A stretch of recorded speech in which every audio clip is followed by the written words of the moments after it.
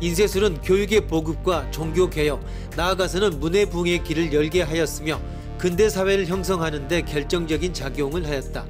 즉 인쇄물을 통해 사상이나 이념을 널리 전파할 수 있었고 기존의 문화를 보존하고 전승시킴으로써 지식과 정보를 확대 재생산시켜 나갈 수 있었던 것이다.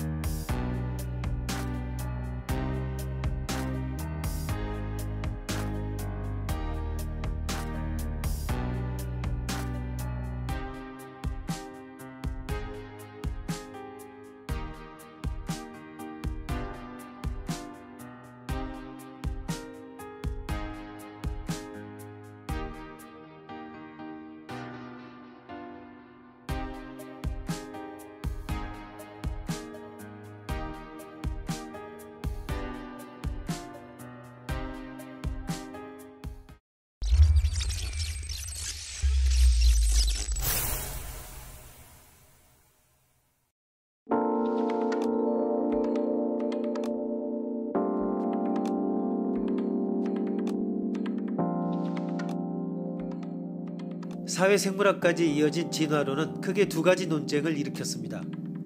먼저 하나는 인간의 본성에 대한 논쟁입니다. 인간 본성에 대한 이기주의와 이타주의는 매우 오래된 철학 논쟁입니다.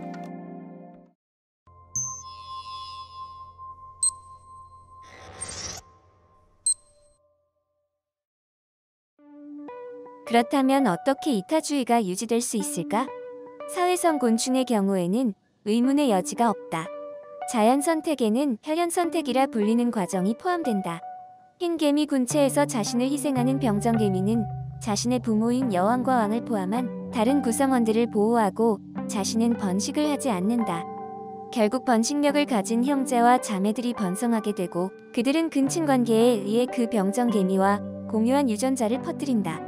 다시 그 유전자는 엄청난 수의 조카들에 의해 불어나게 된다. 인간의 이타적 능력도 혈연 선택에 의해 진화했을까?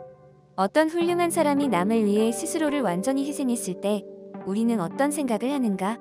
그의 그런 생각이 수백 수천 세대를 거치면서 그의 친척에게 유리하게 작용해서 궁극적으로는 그의 유전자를 공유하는 자손들이 보다 많아질 것이라고 생각하는가?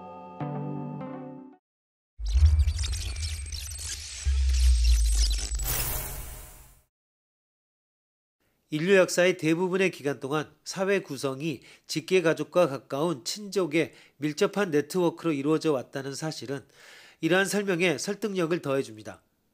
고도의 지적 능력 덕분에 가능했던 혈족에 대한 세심한 결속의식과 결합된 이례적인 단결은 왜 혈연 선택이 원숭이나 다른 포유동물보다 인류에게 더 설득력을 가지는지를 설명할 수 있을 것입니다. 사회생물학자 에드워드 윌슨은 이렇게 말합니다.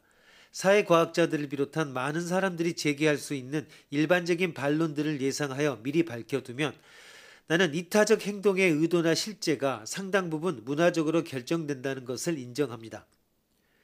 인간의 사회적 진화는 분명 유전적이기보다는 문화적인 것입니다. 그럼에도 불구하고 사회생물학자들은 모든 인간 사회에서 강하게 드러나는 근본적인 감정들이 유전자를 통해 진화한 것이라고 생각합니다.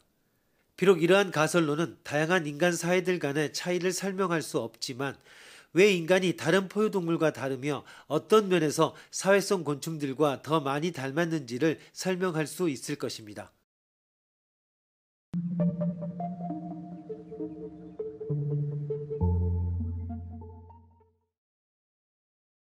찰스 다윈은 종의 기원에서 진화의 메커니즘을 자연 선택으로 설명했습니다. 다윈의 이론에 따르면 생물은 살아남아 자손을 만드는 개체 수보다도 더 많은 자손을 만듭니다. 따라서 태어난 자손들 사이에는 냉엄한 생존 경쟁이 일어납니다. 생존 경쟁에서 살아남은 개체는 그때그때 주어진 환경에 가장 잘 적응하는 최적자들 뿐이고 나머지 것들은 모두 도태되어 사라집니다. 이런 식으로 수많은 세대를 거치는 동안에 개체 변이가 일어나는데 우수한 개체 변이를 남기는 자연 법칙이 자연 선택입니다. 진화는 생태계의 이익이나 종의 이익을 인식하지 않으며 조화나 안정성이란 무수한 개체들이 끊임없이 자신의 이익을 추구하는 과정에서 나타나는 간접적인 결과입니다. 선택의 단위는 바로 개체이고 생존을 위한 투쟁은 개체 간에 일어나는 문제인 것입니다.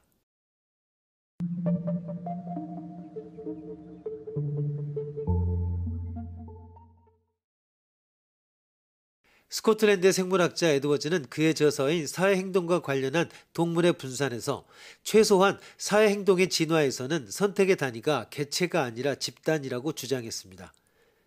그는 다음과 같은 한 가지 딜레마에서 자신의 논의를 시작했습니다.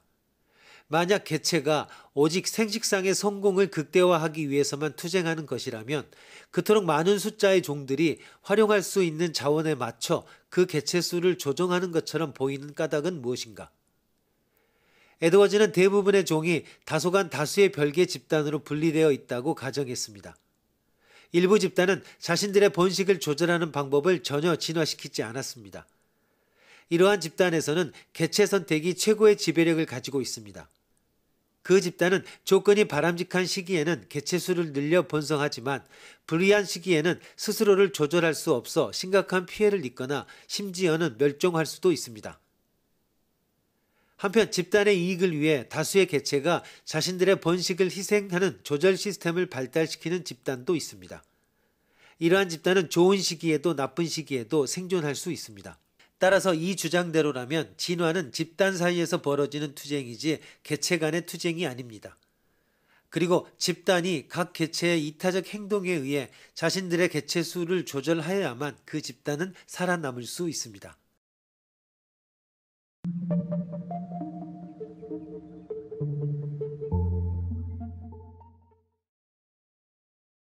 집단 선택에 반대하는 것으로 개인적인 이익이 아닌 이타주의적 행동도 살아남아 가까운 혈연을 통해 유전자를 전파한다는 이기적인 장치인 혈연 선택 이론이 주장되었습니다.